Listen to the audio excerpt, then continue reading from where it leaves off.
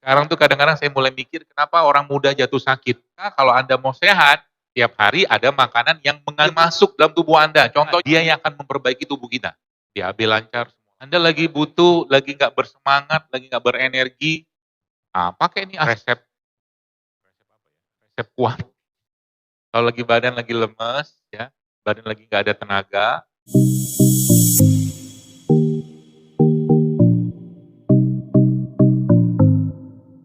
real food bahasanya gitu loh. Sehingga nanti apa? Jadi Anda sudah mulai paham kenapa kita harus makan ini semua. Ya, karena manusia Allah ciptakan kita ini dari tanah. Dan yang ada di sini itu semuanya sumbernya dari tanah. Ya. Nabi Adam itu kan diciptakan Allah dari tanah kan, salsolin kal fakhor kata Allah kan. Tanah yang dicampur sama air, diadon segala macam kayak begitu, tambah dengan tembikar apa gitu lah. Makanya tanah tadi itu dia butuh asupan. Kalau bahasa itu saya terjemahkan, dia butuh mineral, dia butuh enzim, dia butuh vitamin, dia butuh asam amino, gitu. Kalau kita bicara bakteri, maka kalau Anda mau sehat, tiap hari ada makanan yang mengandung bakteri masuk dalam tubuh Anda. Contohnya apa? Nih, makanan fermentasi atau mungkin juga makanan-makanan kayak begini. Ini kan kita nggak biasa makan karena asam kan, kimchi ini kan. Tapi kita banyak yang lain, tauco, miso dari Jepang punya segala macam, atau makanan fermentasi kan tauco kayak begini nih. Ini kan fermentasi nih. Ada bakterinya nggak? Ada bakterinya. Ini pun ada bakterinya.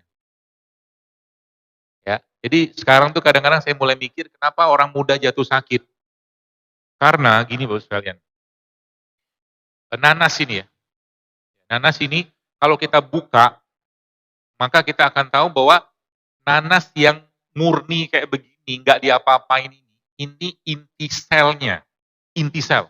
Kata guru saya, itu cuma sekitar 30%. Sisanya tuh air, serat. Inti sel itu apa? Dia yang akan memperbaiki tubuh kita. Bayangin, barang kayak begini. Ya. Artinya lagi-lagi apa? Bayangkan kalau dia sudah diolah. Inti selnya masih ada nggak? Habis semua. Anda bayangin kalau ada orang misalkan minum, mohon maaf ya, ini bukan masalah boleh atau tidak boleh, orang minum jus apel dalam kemasan. Ada inti selnya? Nggak ada. Yang diminum apa? Gula sama pengawet dan rasa. Ya, makanya saya bilang tuh, makan ini beneran makan. Suruh makan apel, ya makan. Jangan di jus. Kalau ada bikin jus apel atau dibikin jus ini, misalkan nanas, maka gulanya akan naik. Gulanya buah itu akan naik kalau di jus. Jadi kalau buah-buahan itu diapain? Makan. Hanya makan saja. Ya, paling bagus. Berarti lagi-lagi kalau boleh jus boleh nggak? Ya boleh. Cuman kalau mau dapat manfaat optimal itu ya Anda makan buah-buahan itu. Kunyah, gitu kan? Jadi ini itu kaidahnya. Jadi tapi ternyata ada satu hal yang menarik Bapak sekalian. Apa itu menarik? Ternyata waktu saya bertanya itu berarti ada buah dong yang buah ya. Buah yang seluruh bagian dari buah itu isinya inti sel semua. Anda tahu apa nggak? Ternyata buah itu kata beliau adalah kurma. Isinya inti sel semua. Barokahnya kurma itu kayak begitu. Ya. Maka dalam sebuah hadis Nabi sampai katakan, rumah yang di dalamnya ada kurma, maka rumah itu tidak akan kelaparan karena barokahnya kurma. Simpan kurma di rumah. Jangan hanya Ramadan doang. Tiap hari dimakan. Kalau enggak ya makanan-makanan baik lain. Termasuk kemarin saya cerita itu ketika akhirnya kan si daun sider itu saya suruh staf di kantor itu ditumbuk-tumbuk, dihancurin sebentar, larutkan ke dalam air, kasih madu, ngolak. Gitu. Jadi minum madu itu kalau pakai perspektif dalam dunia goib dan perjinan itu musuh dan racun buat jin atau mungkin kalau bahasa lebih mungkin saya bukan ahlinya, mungkin musuh buat bad emotion. Jadi makanan-makanan kayak begini musuh buat bad emotion atau emosi yang buruk. Ya, jadi kalau mau hidupnya emosinya baik, maka makanlah yang baik. bukan dilarang ya. Berarti kita nggak boleh, boleh. Maksud saya itu kan khutuwatnya di situ, karena khutuwat yang terakhir kan sudah 3 tadi. Khutuwat setan iblis yang terakhir itu dalam Al-Quran yang keempat adalah tentang makanan dan minuman. Khutuwat. Khutuwat tadi apa? Renstra. Dia punya berbagai macam cara, rencana strategis untuk apa? Untuk merusak makanan dan minuman kita supaya ibadah kita tidak baik, tidak bagus, tidak sempurna, macam-macam lah dia punya kerjaan. Siapa yang ngomong gitu? Al-Quran. Gitu. Jadi hati-hati. Karena lagi saya sampaikan, ya urusan makan seperti ini tuh ya Masya Allah ya, bukan hal sederhana. Kita berapa apa belajar yang lain tentunya wajib tentunya ya kita pelajari ilmu agama, tapi yang hal-hal seperti ini kita nggak pelajari juga sayang. Justru malah bagian besar hidup kita itu lebih banyak urusan makan. Ibadah ya paling maksimal 5 kali sehari. Kita makan sehari mungkin lebih dari 5 kali gitu loh. Ya, seperti itu. Ya. Jadi tadi saya jelaskan ya ada bakteri, berarti masukkan dalam daftar menu Anda tiap hari makanan-makanan yang mengandung bakteri atau minuman-minuman yang mengandung bakteri. Contoh makanan yang mengandung bakteri apa? Tadi sudah jelaskan. Tempe, kimchi, miso, tauco, apalagi itu. Yogurt. Tapi yogurt kan ada jebakan Batman-nya. Tahu jebakan Batman yogurt apa? Gula. Jadi nanti kalau mau cari yogurt yang tawar. Masukin madu ke situ. Ya. Nah, Allah Subhanahu wa taala Bapak sekalian menyiapkan semua ini ya. Lagi-lagi ya buat kita. Anda lagi butuh, lagi nggak bersemangat, lagi nggak berenergi, pakai ini asam amino di sini. Kelapa ini. Kan air dia kan isinya asam amino. Itu asam amino itu apa? Bahan bakunya gennya kita. Kurang lebih gitulah. Supaya dia lebih powerful lagi, nah ini contoh nih ya. Anda minum air kelapa begini, kan dibuka nih. Masukin madu ke sini. Ini saya kasih resep kuat. Kalau lagi badan lagi lemes, ya, badan lagi nggak ada tenaga, Anda ambil air kelapa. Mau kelapa tua boleh, mau kelapa muda boleh. Kayak begini contohnya. Lalu udah masukin madu ke sini, 2 sendok lah. Aduk sebentar, tutup lagi supaya dilarut. Ya. Minumlah kelapa ini dengan setelahnya atau sebelumnya juga Anda boleh minum atau bukan boleh minum. Anda makan telur. Telur rebus. Ayam kampung lebih bagus. Ada apa dengan telur? Karena bakteri di dalam air kelapa ini suka dengan albumin. Albumin itu protein yang ada pada telur. Jadi itu resep kuat. Supaya badannya bertenaga. Masukin madu, aduk. Sebentar, makan telur. Cobain deh. Karena selama ini kan habis makan ini makan apa? Gorengan. Nah, ganti sama telur. Itu ngasih tenaga yang luar biasa ke tubuh kita. Ya. Banyak sebenarnya cara-cara yang kita bisa lakukan supaya tadi ya dia bisa kembali. Termasuk mungkin sedikit lah tentang serat gitu kan. Contoh serat itu apa nih? Ini kan serat. Serat ini kan rumput laut ya. Jadi kalau saya lagi pengen serat tinggi, ya kadang-kadang ini tuh saya bikin kayak es campur ala-ala saya. Airnya pakai air kelapa, masukin ke dalam mangkok, potong-potongin buah-buahan, kasih rumput laut, kasih lidah buaya, kasih buah-buahan, kasih madu sedikit, itu sumber serat dan sumber kebahagiaan. Kok bisa sumber kebahagiaan? Karena serat itu makanannya bakteri dalam tubuh kita, terutama di perut. Serat. Ibu-ibu yang pengen misalkan rumput laut kayak begini nih, Masya Allah ya, pengen jadiin masker, Anda tumbukin, blenderin aja. Blenderin nanti kasih madu sedikit, atau campurkan sedikit dengan habatus sauda, mau dimakan boleh, mau dibalurin juga boleh. Itu akan jadi apa namanya? Kayak lulur mineral, puluhan mineral lulur gitu kan dalam ini rumput laut. BAB lancar, semua lancar. Kata guru saya begini, ya mau percaya kaidah ini terserah ya, terserah. Kata dia begini, kan ada 2 tipe orang introvert sama ekstrovert. Introvert itu dia nggak suka bergaul, sukanya sama diri dia aja. Dia menikmati dengan kesendiriannya, itu introvert. Ekstrovert sebaliknya, dia menikmati dengan dunia luar. Nah, kita ini bisa berubah sebenarnya. Tapi jiwa-jiwa itu defaultnya ada. Ada orang yang memang terbentuk dengan introvert. Jadi Anda sudah mulai paham nanti itu akan perginya ke karakter makanan. Ada orang sukanya kerupuk, gak suka bolu. Kalau Anda punya mertua yang introvert, maka Anda lebih bagus kirim dia kerupuk kering. Karena introvert itu suka makanan-makanan kering, kata guru saya. Kalau ekstrovert sukanya yang basah-basahan, bolu, kue, basah-basah gitu. Nah, introvert itu karena dia nggak mau berbagi, nggak mau segala macam, yang terjadi apa? Kata beliau. Saking nggak mau berbaginya, yang masuk dalam tubuhnya pun, kata beliau, itu susah dia keluarkan. Sehingga orang introvert kecenderungannya sering konstipasi atau BAB-nya tidak lancar tiap hari. Ada kan orang, harusnya normalnya ya, BAB itu tiap hari, harusnya. Pagi atau sore atau apalah. Pokoknya tiap hari harus ada BAB, harus ada. Kemana makanan itu kalau nggak ada BAB-nya kan? Tapi ada orang kadang-kadang 3 hari, 4 hari baru BAB. Mungkin itu dia nggak ikhlas untuk melepaskan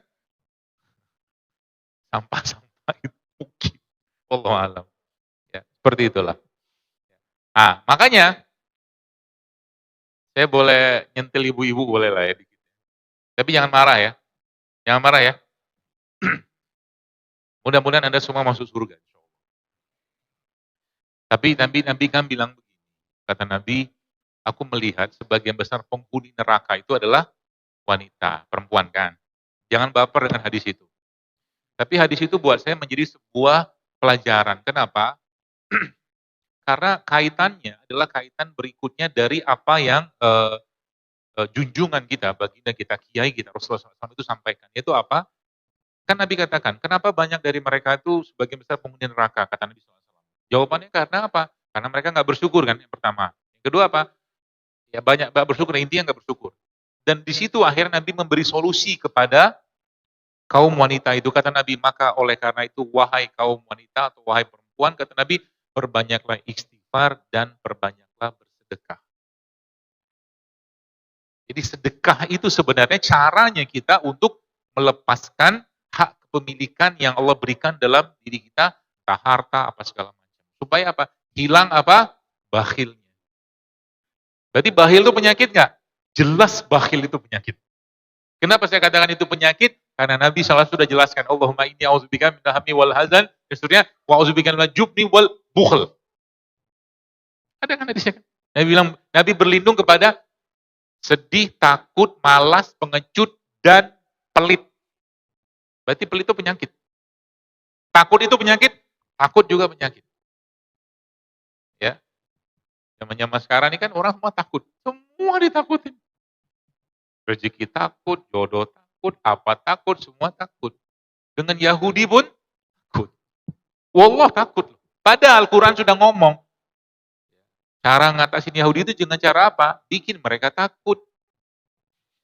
Karena takut itu musuh mereka. Makanya di surat Al-Hasyr itu Allah jelaskan. Sehingga nanti yang apa yang terjadi, mereka akan, Yahudi maksudnya, Yahudi itu akan membakar rumah-rumah mereka sendiri karena ketakutan. Gak usah dilawan, karena mereka gak ada apa-apanya. Seperti itulah. Jadi penyakit tadi itu ya minta ya kepada Allah agar dihilangkan, bakhilnya dihilangkan, takutnya dihilangkan, malasnya dihilangkan, pengecutnya dihilangkan, supaya apa? Jiwanya tenang. Dan dia bisa milih mikir. Kita sudah tahu, Anda sudah tahu mana, saya tanya, saya tes. Bapak Ibu, kira-kira kalau saya tanya begini, Bapak Ibu paham nggak kira-kira mana makanan sehat sama makanan tidak sehat? Kalau saya tanya gini, kira-kira jawabannya paham atau tidak paham? Paham nggak? Nah, contoh nih, kalau saya tanya, saya bilang sama Anda, kira-kira makanan cepat saji seperti kentang-kentangan, burger-burgeran, atau mungkin sosis, nugget itu masuk makanan sehat atau tidak? Udah paham kan? Mesti diajarin lagi sebenarnya kan? Pertanyaannya, kenapa dimakan? Kan gitu kan? Masuk tuh dalilnya. Kutuat tadi, nafsu tadi kan gitu kan? Jadi nggak usah diajarin, sudah paham sebenarnya. Karena kita itu ada fitrah. Paham kita. Saya nggak usah jelaskan bahwa yang namanya air kelapa itu sehat. Nggak usah saya jelaskan, Anda paham ini sehat. Nggak usah kasih data bahwa air kelapa itu asam amino, nggak perlu. Sudah tahu kita sehat. Tapi untuk melakukan atau kita merutinkan atau mungkin kita membiasakan minum air kelapa, susah nggak? Susah. Sama juga dengan kalaulah saya, ya sudah habis. Kalaulah saya bilang, contoh gini, saya susah menyebutkannya. Misalnya gini, Anda masuk ke supermarket, minimarket, dan Anda beli minuman kemasan yang warna-warni, bagusnya minta ampun, Anda sudah tahu itu nggak sehat, gitu kan, dengan segala pengawetnya, gula segala macam, terus saya sodorin misalkan lah air kelapa. Anda atau kita sudah tahu lebih nikmat yang ini tadi. Untuk yang ini susah nggak? Susah. Makanya biasanya yang bagus-bagus, yang pahalanya bagus, bahkan yang itu mengikuti fitrahnya kita, itu biasanya susah. Apalagi pahalanya besar. Contoh, sholat yang paling besar pahalanya setelah sholat wajib, sholat apa? Tahajud kan? Susah nggak? Susah. Sangat susah. Sama juga saya meskipun saya nggak bisa ilustrasikan dan analogikan itu dengan antara minuman warna-warni tadi dengan ini, nggak bisa kita analogikan. Tapi untuk minum ini berat kita. Sama juga dengan nyuruh orang minum kunyit, jahe, dibandingkan suruh dia beli es ini, es itu, lebih mudah nyuruh dia gitu kan. Nah, nanti disitulah dimasukkan kaidah. Kaidahnya apa? Banyak kaidahnya. Salah satunya apa? Bagaimana caranya supaya saya mengajak Anda bisa rutin makan atau minum jahe, kunyit, lengkuas, serai tiap hari? Caranya gimana? Saya akan belajar dari Quran caranya. Caranya gimana? Jelas saya tidak akan masukkan, misalkan ini air jahe atau air kunyit yang biasa mungkin yang jualan jamu gitu kan, sudah tahu tuh. Kalau sudah pakai gelas itu kita sudah akan paham ini minum jamu, dan yang namanya jamu apa? Pahit, gak enak buat orang tua. Identiknya begitu kan? Maka Anda harus putar otak bagaimana Quran bicara tentang itu, bagaimana si jahe ini, kunyit ini, ya, itu kita bisa samarkan dengan sesuatu yang kekinian, dengan rasa yang enak, supaya bisa dimakan orang. Itu ada ilmunya lagi. Contoh, sekarang, jujurlinya, kalau saya suruh Anda makan satu mangkok sayur, berbagai macam, 2-3 macam sayur, kira-kira bisa nggak Anda habisin? Nggak bisa, susah makan sayur, serius. Saya susah. Caranya gimana supaya sayur ini bisa kita makan? Anda harus kasih rasa yang enak, Anda harus sajikan di tempat atau di mangkok atau apa, yang orang itu nggak merasa dia sedang dipaksa makan sayur. Makanya saya uji coba itu di kafe saya di Jakarta. Gampang-gampang jangan main. Namanya kafe JSR.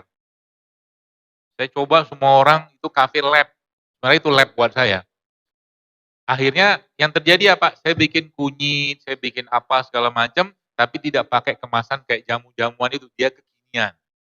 Yang pertama. Yang kedua apa? Saya bikin makanan-makanan yang semuanya makanan sehat semua, bahkan sayurnya juga itu masuk kita kasih berbagai macam toppingannya sehingga orang nggak sadar dia sudah makan sayur yang sehat, sehingga kadang-kadang bukan kadang-kadang sayur dengan mangkok yang gede 3/4 penuh habis, bagaimana besar orang bisa makan itu dengan dressing yang enak. Itu kaidahnya. Bisa, alhamdulillah, masya Allah, bismillah, itu bisa. Nah itu Quran yang ngajarin. Jadi kalau Anda mau ngajakin hidup sehat, makan sehat, dengan gaya biasa, nggak bisa. Harus pakai strategi lebih tinggi di atas rata-rata, kenapa? Karena setan, iblis, dan jin-jin itu nggak mau manusia itu makan sehat. Itu poinnya. Ya. Harus putar otak sedikit. Ya. Sebagaimana orang-orang begitu bangga luar biasa, minum minuman kekinian yang nggak ada sehat-sehatnya, Anda harus putar otak bagaimana cara membuat orang bisa minum jahe, kencur, temulawak dengan bangga sebagaimana mereka minum soda. Kenapa? Masuk futuwat ya soalnya. Harus ada ilmu lagi tentang itu. Untuk kita bisa kalahkan mereka.